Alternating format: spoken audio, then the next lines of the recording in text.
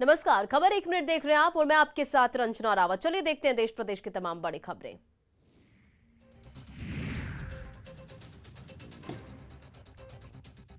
श्रीनगर में हत्या करने वाला आतंकी को सुरक्षा बलों ने ढेर कर दिया है।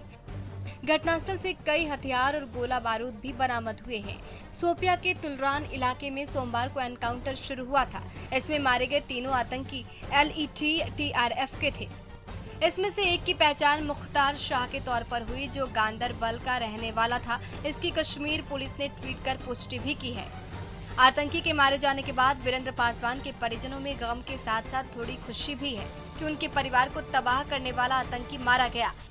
5 अक्टूबर की शाम आतंकी हमले में उन्हें गोली मार दी गई थी, जिसके बाद वीरेंद्र पासवान का श्रीनगर में अंतिम संस्कार कर दिया गया था। वीरेंद्र की हत्या पर सीएम नीतीश कुमार ने शोक व्यक्त की और आश्रितों के लिए मुआवजा देने का निर्देश भी दिया था। इस खबर को न्यूज़ 18 ने प्रमुखता के साथ भी दिखाई।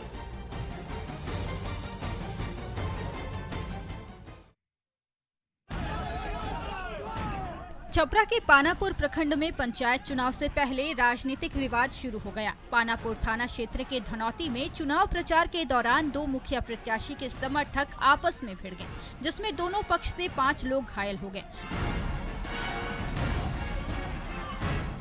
घटना के बारे में बताया जा रहा है कि बकवा पंचायत के 2 मुखिया प्रत्याशी अपने समर्थकों के साथ वोट मांग रहे थे। इसी दौरान धनौती कुर्मी टोली में दोनों मुखिया प्रत्याशी के समर्थकों में रास्ते से गुजरने को लेकर विवाद हो गया। इसी विवाद में हुई मारपीट में दोनों पक्ष के 5 लोग जख्मी हो गए, जिन्हें इलाज के लिए पानापुर PHC में भर्ती कराया गया। दोनों मुखिया प्रत्याशियों ने थाने में आवेदन दिया है। पानापुर पुलिस ने मामले की गंभीरता को देखते हुए कुछ लोगों को हिरासत में ले लिया है।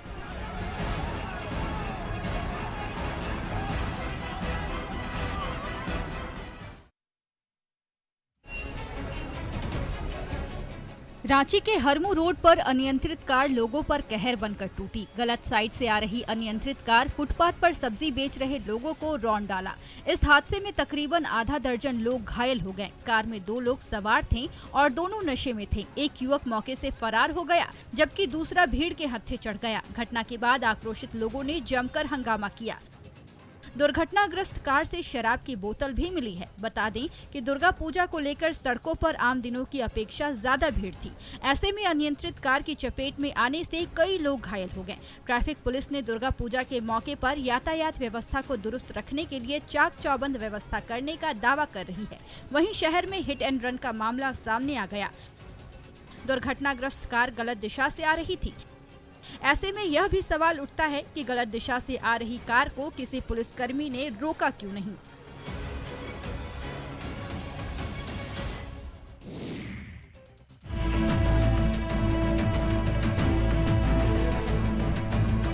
गुमला मुख्यालय से 5 किलोमीटर दूर उर्मी स्थित अलकतरा प्लांट में सुबह भीषण आग लग गई। प्लांट में आग की लपटें ऊंची उठने लगी और चारों ओर धुआं फैल गया।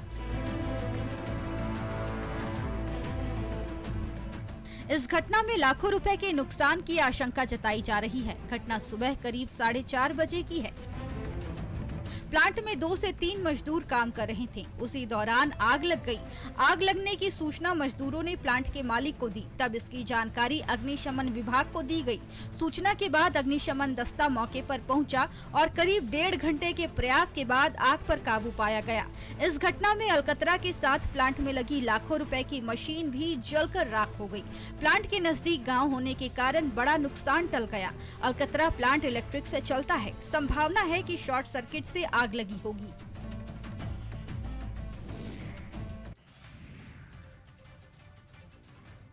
सिवान के मैरवा पुलिस ने शराब लदी कार को जब्त किया है। कार को मॉडिफाई करके तहखाना बनाया गया था। कार के चेचिस, इंजन, गेट और डिक्की में शराब की 534 बोतलें रखी गई थी। धरनी छपरा चेक पोस्ट पर मैरवा पुलिस ने शराब से लदी कार के साथ 2 तस्करों को गिरफ्तार किया है। दोनों तस्कर हरियाणा के रहने वाले हैं, जिनका नाम मोहित कुमार पाल और अमर मलिक बताया जा रहा है। शराब की खेप रोहतास से दरभंगा लाई जा रही थी, जिन्हें शक के आधार पर वाहन को रोका गया। वाहन को रोककर जांच करने पर तहखाना बनाकर रखे शराब पर पुलिस की नजर पड़ी। जिसके बाद जवानों ने तस्कर को गिरफ्तार कर लिया और शराब को जब्त कर थाने ले आई। फिलहाल पुलिस तस्करों से पूछताछ कर रही है। बता दें कि पंचायत चुनाव के मद्देनजर शराब की तस्करी बढ़ने लगी है, जिसे लेकर मद्य निषेध इकाई सतर्क है और लगातार छापेमारी कर रही है।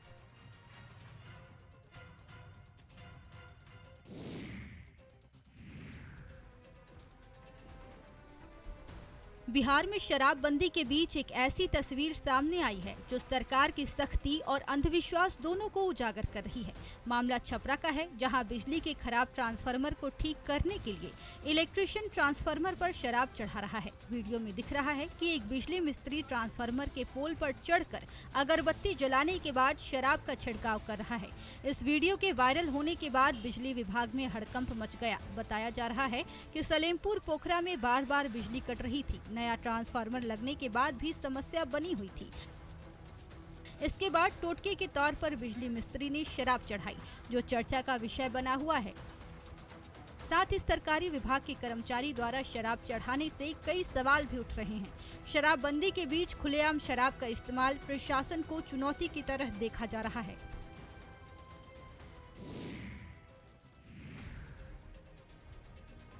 बिहार में बाढ़ से हुए फसलों के नुकसान को लेकर सरकार ने किसानों के फसल क्षति का आकलन कर लिया है। सरकार ने बिहार में किसानों को 1000 करोड़ रुपए देने का फैसला लिया है। बिहार के 30 जिलों के लगभग 8 लाख हेक्टेयर में हुए फसल क्षति के लिए ये फैसला लिया गया है। आपदा विभाग ने राशि का आवंटन भी कृषि विभाग को कर दिया है। अब कृषि विभाग किसानों से आवेदन लेकर अगले 1 से 2 महीनों में फसल क्षति सहायता राशि किसानों के खाते में ट्रांसफर करेगा। 8 लाख हेक्टेयर में किसानों को 1000 करोड़ रुपए की राहत मिलने वाली है और ये आवंटन हम लोग कृषि विभाग को दे रहे हैं। कृषि विभाग किसानों से आवेदन ले करके उनको अगले 1 से 2 महीने में राशि ट्रांसफर करेगा। अच्छी बात यह है कि बिहार में पहली बार सरकार ने उन लोगों को भी मदद देने का फैसला लिया है जिन लोगों ने बाढ़ के कारण फसल नहीं लगाई। आकलन के अनुसार बिहार में 1,40,000 हेक्टेयर ऐसी जमीन है जिस पर किसानों ने बीजारोपण नहीं किया। ऐसे किसानों के लिए आपदा विभाग ने 90 करोड़ का आवंटन किया है। जब इरादा और हौसला फौलाद के समान हो जाए तो पहाड़ को चीर कर भी रास्ता बनाया जा सकता है। ये जो तस्वीर में आप जिस इंसान को देख रहे हैं, कैसे साधारण सा दिखने वाला ये इंसान हाथ में लाठी लिए हुए, कंधे पर गमछा और पैरों में चप्पल पहनकर पहाड़ी इलाकों में चलकर अपने फावड़े और कुदाल से इस पूरे इलाके को खुशहाल बना दिया।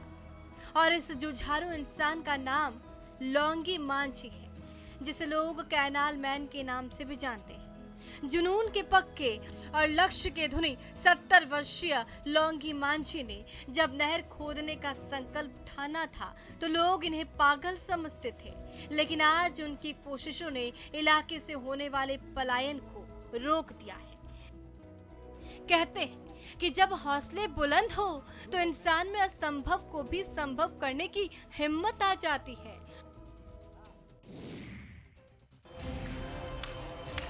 लाठी मार्शल आर्ट में इस्तेमाल होने वाली सबसे पुराने हथियार में से एक है।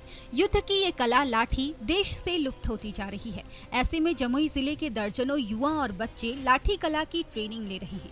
लाठी से वार करना और मार्शल आर्ट की तरह इसे अलग तरीके से चलाते हुए खुद को सुरक्षित करना दोनों अलग ट्रेनिंग है। ट्रेनिंग क्लास में इसकी बारीकियां सिखाई जा रही है। हमारे देश की प्राचीन युद्ध कला है ये लाठी, जो इस लाठी को फिर से इसको आगे बढ़ाने के लिए हम लोग प्रयास कर रहे हैं। लाठी का प्रयोग चौकीदार, गार्ड और सुरक्षा कर्मी भी करते हैं। यह खेल आज भारत में काफी कम हो चुका है, लेकिन सुरक्षा की दृष्टि से आज भी लाठी का प्रयोग किया जाता है। जमुई के इन लोगों ने लाठी कला को आगे बढ़ाने की ठान ली है। यहाँ छोटे छोटे बच्चों से लेकर युवा तक लाठी की परंपरा को आगे बढ़ाने में जुटे हैं।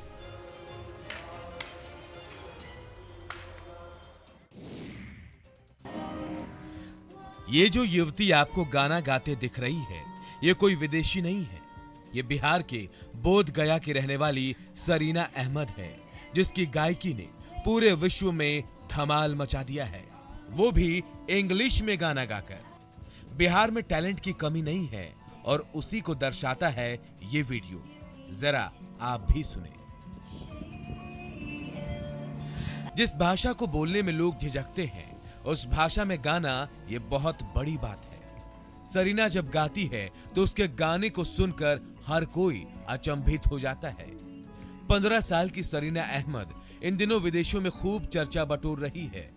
सरीना अहमद इंग्लिश सिंगर की तरह हूबहू गाती है। उनकी गायकी को भारत से ज्यादा अमेरिका, दक्षिण अफ्रीका सहित कई देशों में सुना जा रहा है और सरीना चाहती है कि उन्हें बिहार सरकार प्रमोट करे ताकि वो भी बिहार का नाम और ऊंचा कर सके।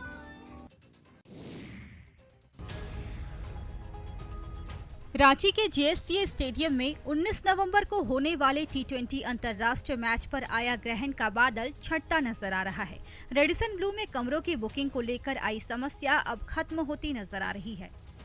दरअसल मैच को लेकर कुल 85 कमरों की डिमांड रेडिसन ब्लू से की गई है, जिसमें ज्यादातर कमरे उपलब्ध करा दिए गए हैं। रेडिसन ब्लू प्रबंधन ने उम्मीद जताई है कि कमरों की बुकिंग की समस्या को जल्द ही निपटा लिया जाएगा। हम लोग मैक्सिमम तैयारी में हैं और जितनी जल्दी हो सके we are also waiting for the team to come. और अभी के हिसाब से जो air bubble, bio bubble concept पे रेडिसन ने इनिशिएट जो चल रहा है इंटरनेशनली। वहीं सूत्रों से मिली जानकारी के मुताबिक 14 अक्टूबर को बीसीसीआई प्रोडक्शन की एक टीम जेएससीए स्टेडियम पहुंचकर मैच के प्रसार की तैयारी का जायजा लेगी।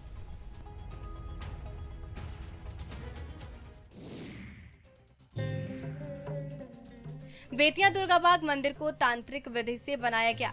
ये दक्षिणाभिमुख मंदिर है जहां हर साल नवरात्र के समय पूजा अर्चना करने लोग बड़ी संख्या में पहुंचते हैं। यहां भक्तों की हर मुराद मां पूरी करती है। इस मंदिर की स्थापना 16वीं शताब्दी में बेतिया राज के महाराजाओं द्वारा तांत्रिक विधि से की गई थी, लेकिन इस स्थल का निर्माण देवताओं के अंशदान से हुआ था।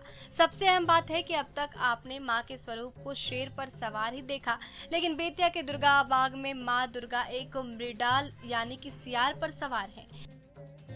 जानकारों की माने तो पहले बेतिया राजा द्वारा यहाँ पर शेर का सवार ही माता की प्रतिमा स्थापित की गई थी, लेकिन ज्योतिषियों ने कुछ अनिष्ट की संभावना व्यक्त की और राज्य में अपशगुन होने लगा, तो तांत्रिकों ने राजा को बताया कि मां की सवारी शेर को हटाया जाए तो अपशगुन की संभावना समाप्त हो जाएगी और इसलिए यहाँ शेर की जगह सियार पर मां दुर्गा को बैठाकर मंदिर की स्थापना की गई।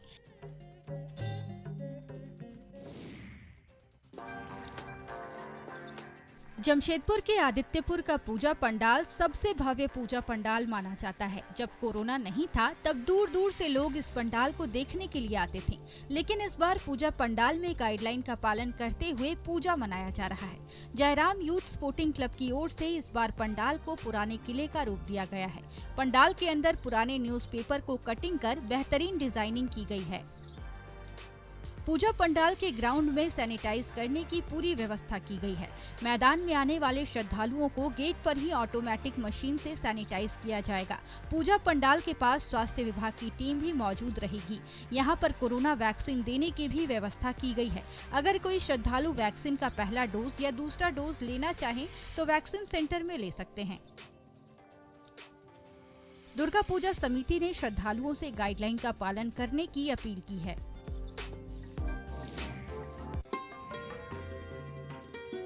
रांची में इस बार दुर्गा पूजा सादगी और थोड़ी भव्यता के अनूठे संगम के साथ मनाई जा रही है। हालांकि पूजा पंडालों में सरकारी गाइडलाइंस का पूरी तरह से पालन किया जा रहा है। बकरी बाजार में काल्पनिक पंडाल का निर्माण किया गया है। पंडाल को भीतर से खूबसूरती के साथ सजाया गया। हालांकि साज सज्जा और भव्यता ऐसी नहीं है जैसे सामान्य दुर्गा पूजा के दिनों में बकरी बाजार में देखने को मिलती है, लेकिन पिछले साल की तुलना में इस बार थोड़ा आकर्षण जरूर है। पूजा शुरू हो जाएगा। अब गणेश जी से शुरू करेंगे। ओम विघ्नेश्वराय वरदाय सुरप्रियाय लंबोदराय सकलाय जगद्धिताय नागाननाथाय जगत्सुताय गौरी सुताय गणनाथाय नमो नमस्ते। ऐसे में जो राजधानी वासी पिछले साल दुर्गा पूजा पर पंडालों में घूमने से वंचित रह गए थे, इस बार उन्हें पंडालों में मां दुर्गा के दर्शन तो होंगे ही, साथ ही पंडालों की खूबसूरती भी लुभाएगी। और खबर 1 मिनट में फिलहाल इतना ही। बने रहे आप न्यूज़ 18 बिहार झारखंड के साथ।